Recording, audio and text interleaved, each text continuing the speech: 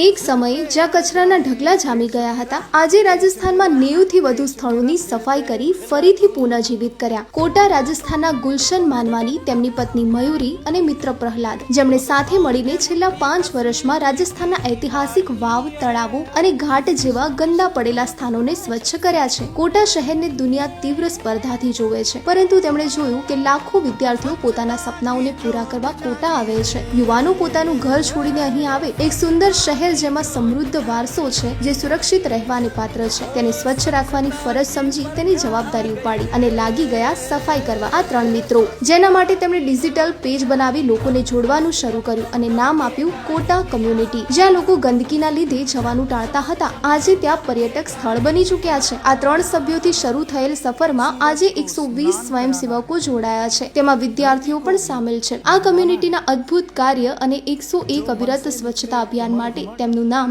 Asia book of રેકોર્ડ્સમાં નોંધાયું છે. Digital પેજથી record તોડનારા આંદોલન સુધી આ કમ્યુનિટીએ સાબિત કરી બતાવ્યું, જો માત્ર 3 લોકોથી એક આખું શહેર સ્વચ્છ બની શકે તો પૂરો દેશ પણ બની શકે. એ જરૂર છે તો માત્ર એક પહેલની.